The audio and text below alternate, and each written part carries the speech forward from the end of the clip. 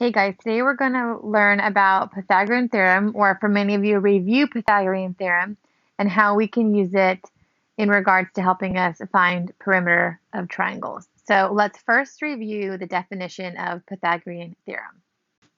So the definition is the area of a square whose side is the hypotenuse is equal to the sum of the areas of the squares on the other side. So you normally see this written as a squared plus b squared is equal to c squared. So the c represents the hypotenuse of the triangle, and the hypotenuse is always the longest side. And if you ever have trouble finding it, it's always going to be across from the 90-degree angle. So Pythagorean theorem, remember, only works on right triangles. So there's a 90-degree angle right here. And the longest side is always going to be across from the 90-degree angle. So just as an example, let's say that A is going to be equal to 3, that B is going to be equal to 4, and C is going to be equal to 5. And we're going to represent the area of these squares using these values for their sides. So if C is 5, then the area of this square would be 5 times 5, which is 25. And then if A was 3, then this would be a 3 by 3, which is the area is 9, so the side length is 3. And then for B equals 4, this side B is 4, and then 4 times 4 is 16. So basically, what this means is if I take this area and I add it to this area, it's going to give me the area of this larger square, which is also going to give me the length and hypotenuse when I am solving for C. So let's write this down in terms of the formula. So A was equal to 3, so we have 3 squared. And then B was equal to 4, so that's going to be 4 squared. And C was equal to 5, which is 5 squared. So 3 squared is 9, 4 squared is 16, and 5 squared is 25. So when we're using the Pythagorean theorem, we have to make sure we understand which side represents the hypotenuse and which sides represent the legs. So let's look down at number 1. How do you know which side represents the hypotenuse? Well, if you look up here at the definition, the hypotenuse, which is the longest side, is across from the 90-degree angle. So if I find my 90-degree angle, which is right here, and I look directly across, this is going to be C. So that would make the 6 and the 8 A and B. And the order of these two sides, as far as like where we put them in the formula, won't really matter. So if I want to solve for C, my A is 6, so I would have 6 squared. My B is 8, so that would be 8 squared is equal to my C, which is x squared. And then we just solve for x. So 6 squared is 36, 8 squared is 64, and then if I add 36 and 64, I get 100 equals x squared. And if you have something to the second power, the opposite of squaring a number is taking the square root. So if I take the square root of both sides, I get an answer of 10 for x. So that means that this side is 10. Let's do another example. So if you look at number 2, which side represents the hypotenuse? So the side across from the 90-degree angle is the 17. So this represents my C. So these sides could be A and B. So using my formula, I have a squared plus b squared equals c squared, which is 15 squared plus x squared equals 17 squared. So 15 squared is 225 plus x squared equals, and then 17 squared is 289. And if I'm trying to solve for x, I need to move the 225 to the other side. So we're going to subtract the 225, and that gives me x squared is equal to 64. And then remember, the opposite of squaring a number is taking the square root. So if I take the square root of each side, I get an answer of 8 for x. For our last example, we have 37 to represent my hypotenuse. So that means that the x and the 12 are my legs. So we have x squared plus 12 squared is equal to 37 squared. 12 squared is 144, and 37 squared is 1369. Then you want to subtract the 144 from each side to solve for x. So 1369 minus 144 is 1225. Then we take the square root of each side to solve for x. So x is equal to 35. And you also know if you made a mistake, because if you get a number that's bigger than the hypotenuse, because remember this side is supposed to be the longest side. So if your answer is somehow bigger than this number right here, then you made a mistake. So just be sure that you're always going back and checking your work to make sure your answer makes sense. So we're going to apply Pythagorean theorem in helping us finding perimeter of triangles. So remember, perimeter is the distance around a figure. So if I had a triangle and it was labeled, oh, that's definitely not going to be the C. Let's make a bigger one. So let's put a triangle in here. Sorry, I don't have straight lines. So this is the C because it's the longest side. And then we'll call this A and B. So if I wanted to find the perimeter, I could just add A plus B plus C, and that would give me the perimeter.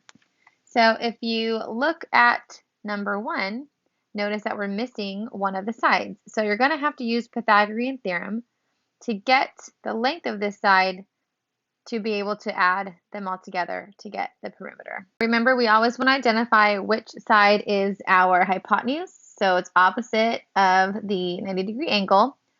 So this is going to be my C.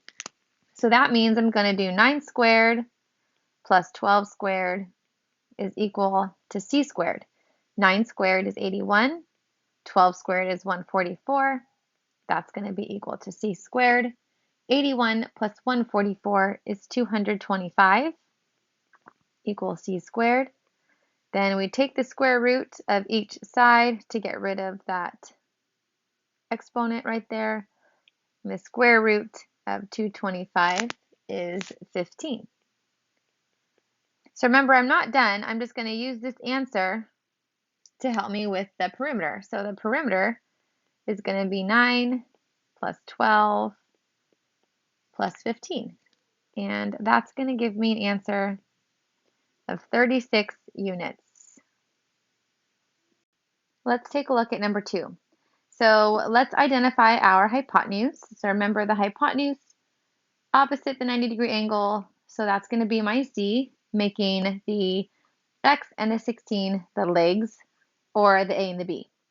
So we have x squared plus 16 squared is equal to 34 squared. And then you want to do 16 squared, which is 256. And then 34 squared is 1156. So to solve for x squared, we're going to subtract the 256 over. So x squared is equal to 900. Then we take the square root of each side, making x equal to 30. So x is 30, and then to find the perimeter, we're going to add 30 plus 16 plus 34, giving us a perimeter of 80 units. So go ahead and try number 3 to see if you can solve for x correctly. Okay, so you should have set the problem up as x squared being the c, because that's the side that's opposite the 90-degree angle. So 14 squared plus 22 squared equals x squared. After solving that, you should have gotten an answer of x equals 26.08. And then if you substitute that in, and you're trying to find the perimeter, you get 26.08 plus 22 plus 14, giving us a perimeter of 62.08 units. If you round it to the nearest tenth, that's fine too. So number 4 definitely looks different because it looks like we have 2 triangles here, and then we have an x and a y to solve for. So remember, we are still finding the perimeter. And the perimeter is the distance around the outside triangle. So that's this bigger one right here. So if I'm trying to find that perimeter, I need to know the values for x and y. So let's first start with x. So if we look at the diagram, if there's a 90-degree angle right here, then that means this side's going to be a 90-degree angle, making my x the c. So we have 6 squared plus 11 squared equals x squared. 6 squared is 36. 11 squared is 121. And then we're going to add those together to get 157. And that's not a perfect square, so I'm going to round to the nearest tenth just to make it a little bit easier. So when we take the square root, you get x equals 12.53. This is a tenths place. The 3 isn't big enough to change it. So we'll say x is 12.5. So now we're going to do Pythagorean theorem to find the y. So if we look at our 90-degree angle, the y is opposite from the 90-degree angle. So that means that the y is also going to be my c. So 10 squared plus 11 squared is equal to y squared. 10 squared is 100. 11 squared is 121. And then you add those two things together, you get 221. And then to solve for y, we're going to take the square root. The square root of 221 is 14.87. So if we look at the tenths place and we look over, the 7 is big enough to change it. So if we're rounding to the tenths place, we're going to say that it's going to be 14.9 for y. I'm going to go ahead and label these in my diagram just to help stay organized. And then for the perimeter, we need to add all of the values on the outside together. So this one's a little bit tricky because you have some numbers inside, right? And we really just use that 11 as one of the legs of each triangle to help us find the hypotenuse. So when you're asked to find the perimeter, that's going to mean this outermost triangle. So that means I'm going to add 12.5, 6 and 10, I'm just going to put those together to get 16, and 14.9. This will give me an answer of 43.4 units. Okay, so number 5 could be a little bit tricky. So when you have a triangle that looks like this is a scalene triangle. So notice these dotted lines right here. They are going to help us find the value for x, and they're also going to help us find the value for y, because this question is asking us to find the perimeter of just this scalene triangle right here. So we cannot use Pythagorean theorem on this triangle because it's not a right triangle. But we can use this right triangle to help us figure out the value for y. So if we look at this larger right triangle, right here we have our 90-degree angle, and the y would be my hypotenuse. So if y is the hypotenuse because it's opposite the 90-degree angle, we have to figure out what our values are for the legs. So this is going to be one leg, and this entire bottom would be the other leg, because remember, I'm using the bigger triangle to help me find the value for y. So that means you're going to have to add the 5 and the 11. So some people forget to add those together. So that means we're going to have 12 squared plus 16 squared is equal to y squared. So 12 squared is 144. 16 squared is 256. And we add those together to get 400 for y.